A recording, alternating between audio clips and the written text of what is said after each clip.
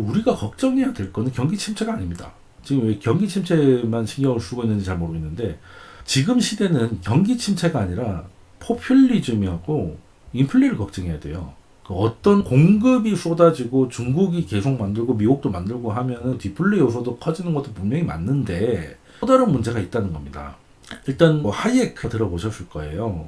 예전에는 너무 과잉이 되면 그 작은 정부들은 시장 개입을 하지 않고 최소한의 정부 역할을 하면서, 공급 과잉이 되면 이제 결국에는 경쟁력이 없는 기업들은 낮아빠지고 자연스럽게 경쟁력 있는 애들만 살아남으면 또 공급 과잉이 해소되니까 창조적 파괴, 이런 얘기 많이 들어보셨을 거예요. 그런 게 예전에는 가능했는데 지금은 그게 쉽지 않습니다. 보궐선거 하는데 민주당하고 조국당하고 하루 지날 때마다 돈 주겠다는 게 달라지고 있어요. 처음에 25만원, 50만원, 100만원 하다가 결국에 1000만원까지 가잖아. 이게 뭐겠습니까? 거기가 그럴 만한 돈은 있나? 그걸 떠나서 정치가 그렇게 된다는 거예요.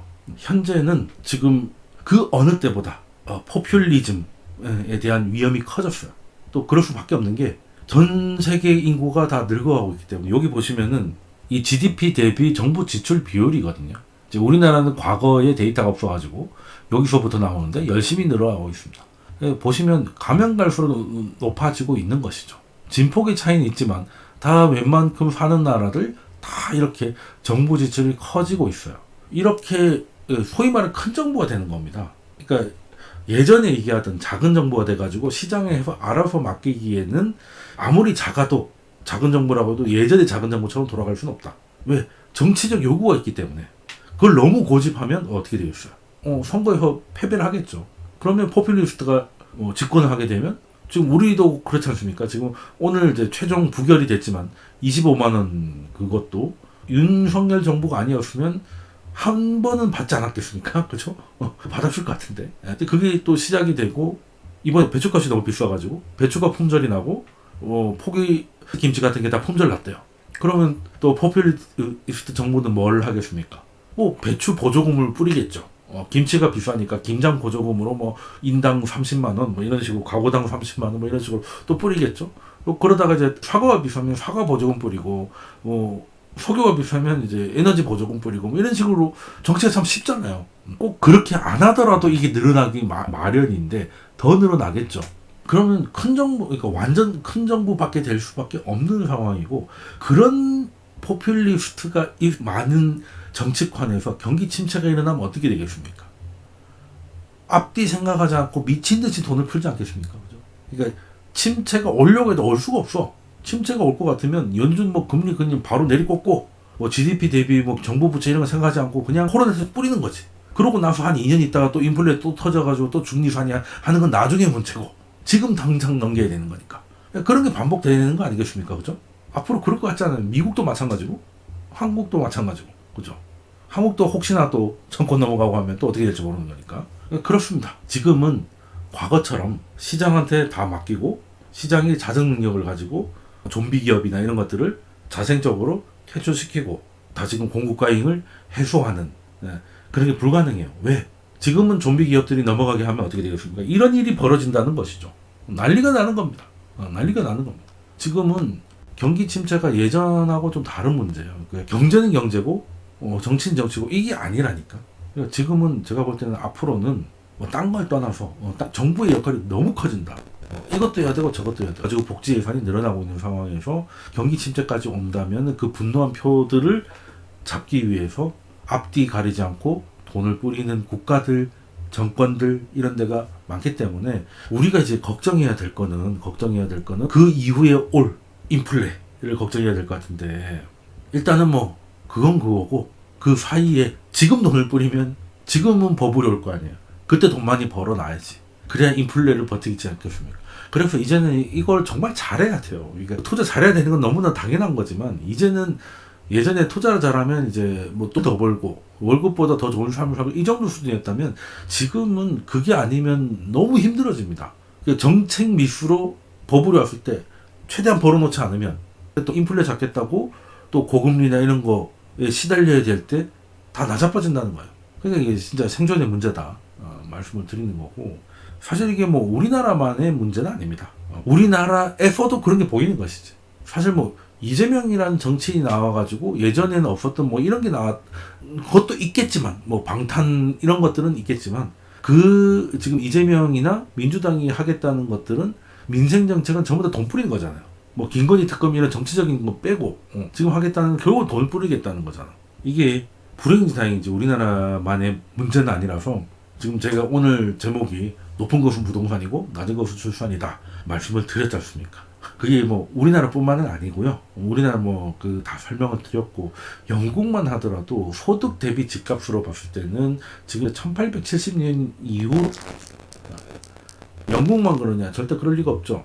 지금 미국이라고 하면 보통 미국은 고등학교만 졸업하면은 그 독립해가지고 살고 그래서 룸메이트랑 뭐 지내기도 하고 동거도 하고 뭐 이런 게 굉장히 자유롭고 우리 어릴 때 봤던 외화 드라마 보면 뭐 고등학생들이 뭐 거의 우리나라 대학생 이상의 자유롭게 살고 막 그런 게 미국의 삶이었잖아요. 근데 지금 그렇지 않습니다. 지금 미국 30대 중에 30살부터 39살까지 뭐 사실 청년이라고 하기 애매한 사람들도 많지만 지금 혼자 독립해서 나와 있느냐라는 비율을 봤을 때 급락했습니다. 예전 30대는 결혼을 했든 아니면 혼자 나왔든 간에 독립을 했다는 거예요. 근데 지금은 60선까지 떨어져요. 왜? 뭐 나가려면 원룸이라도 있을 텐데 그게 비싸니까 못 나가는 것이지. 그리고 결혼을 했느냐? 거의 70% 후반에서 50%가 깨졌고요. 아이를 가지고 있느냐는 건 30대까지 빠졌으니까 더 많이 빠졌죠. 여기 결혼을 했는데도 애기가 없는 사람이 있을 테니까. 그죠? 여기 더 빠졌고. 집이 있느냐? 이게 제일 낫습니다. 너 집이 있어? 집이 있는 30대는 프로가 채 되지 않는다. 라는 상황인 거죠. 네, 지금 어느 날 봐도 사실 그 청년들이 점점 어려워지는 건 매한가지인 것 같아요. 그러다 보니까 앞서 얘기했던 큰 정부 역할이 여기서도 또 나오는 겁니다. 그 지금 청년들도 챙겨야 되고 노년도 챙겨야 되고 굉장히 힘든 것이죠. 그리고 우리만 하더라도 왜 우리 뭐 상합탑이라고 해가지고 왜 대학 등록금으로 뭐 부모님 등골 브레이커니 뭐 이랬는데 요즘 대학 등록금이 없어서 못 가는 경우는 별로 없는 것 같아요. 요즘은 차라리 영어 유치원을 보내냐 안 보내냐의 문제지 지금 등록금은 별 문제가 아닌 것 같은데 그만큼 육아에 대한 부담이 늘어나는데 우리나라만 그러냐? 절대 그럴 리는 없죠. 절대 그럴 리는 없고 미국만 하더라도 전체 소비에서 아이한테 들어가는 그 비중이 어느 정도가 되냐라고 했는데 점점 늘고 있습니다. 특히 이제 캘리포니아나 뉴욕 같은 데서는 우리 강남 저리 가라. 소위 말해서 좀 잘 사는 동네들은 잘 사는 동네는 애 밑에 돈 다 들어가는 건 미국이나 조선이나 똑같아.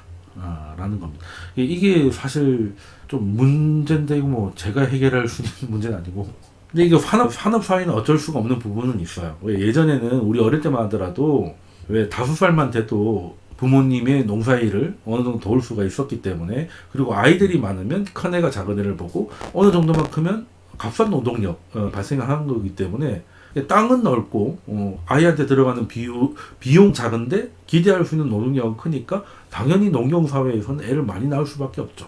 그때는 결혼을 안 하는 건 이제 경제적 파산행위죠. 그런데 지금은 이제 농사를 짓는 게 아니라 좋은 기업에 다니면서 그런 데가 제한적이고 그런 산업단지가 있다 한들 거기서 출퇴근할 수 있는 물리적 거리는 다 뻔하니까 거기에 부동산들이 비싸지는 것이고 아이한테 방 하나 만들어준다는 게 굉장한 사치가 된 거 아니겠습니까? 서울만 하더라도 84제곱미터가 한 15억 정도는 평균적으로 하니까 그럼 여기서 84제곱이면 방 3개, 화장실 2개잖아요. 그럼 작은 방 하나만 놓고 봐도 15억 중에 한 3, 4억은 할 것 같은데 그러니까 거기에 들어가는 비용 그리고 얘가 언제 커서 언제 취업해서 언제 돌아오겠습니까? 이런 것들을 생각하면은 예전에는 이제 노동력이었다가 지금은 뭐 거의 사치제에 가까운 상황이 됐으니까 그건 우리뿐만이 아니라 먹고 사는 모습이 바뀐 거는 어쩔 수가 없다라는 것이고 그래서 중요한 거는 사실 교통망 같은 것들 그래서 특정 지역의 산업이 기업이 잘 됐을 때 거기에 출퇴근할 수 있는 범위를 좀 현실적으로 넓혀줄 수 있는 방법을 해야 되는데 서울도 좀 지하철 같은 경우 원래 서울 지하철이 한 11호선까지 계획이 돼 있다가 IMF 터져가지고 다 포기를 한 거거든요. 거기에 좀 어설프게 나오는 게 경전철 같은 것들 이걸 좀 바둑판으로 더 만들고 뭐 여러 가지 교통 혁신이 좀 있어줘야 됩니다. 지금 지방에다가 뭔가를 한다는 건 현실적으로 불가능하고 가기도 힘들고요. 그래서 이런 것들을 좀 하는 건데 이제 그건 다음에 기회가 되면 말씀드리기로 하고 지금 육아에 대한 부담은 지금 선진국일수록 심하다.